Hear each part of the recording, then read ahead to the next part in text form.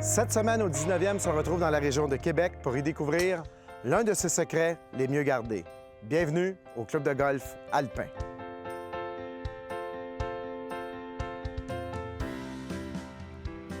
En compagnie de Jean-François Côte, directeur général et professionnel de golf ici même au Club d'Alpin. Bienvenue à l'émission. Merci beaucoup.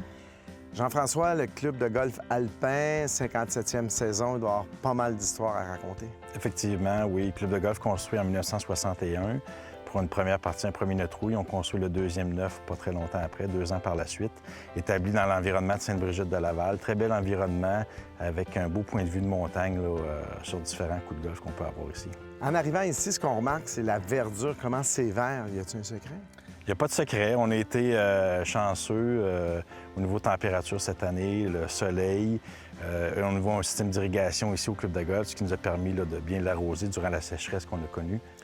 Vous ne manquez pas d'eau à cause de la montagne aussi, je On ne manque pas d'eau à cause de la montagne. Nos réserves sont très, très bonnes, effectivement.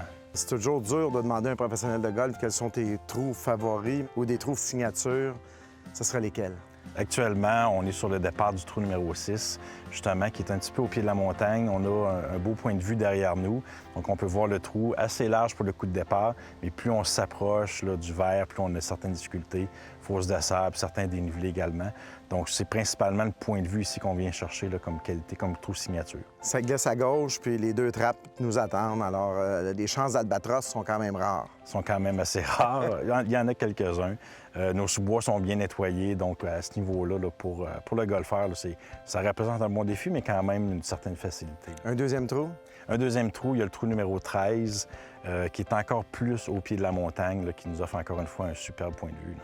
Qui est un par? Qui est une normale 3, encore une fois bien protégé un petit peu, un verre un petit peu plus petit, mais qui est également un bon défi.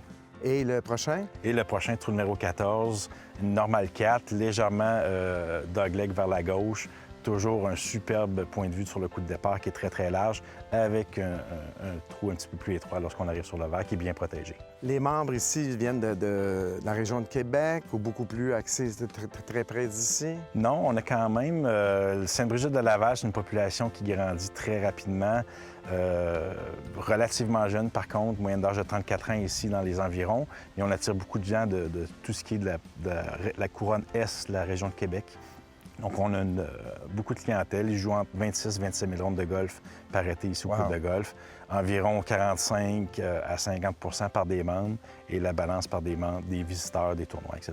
Alors, les gens de Montréal, lorsqu'ils font un séjour à la Malbaie ou dans la région de Québec, c'est un endroit à mettre sur notre wish list. Je pense que ce serait intéressant de venir faire un petit tour ici, venir découvrir ce bel environnement-là, effectivement.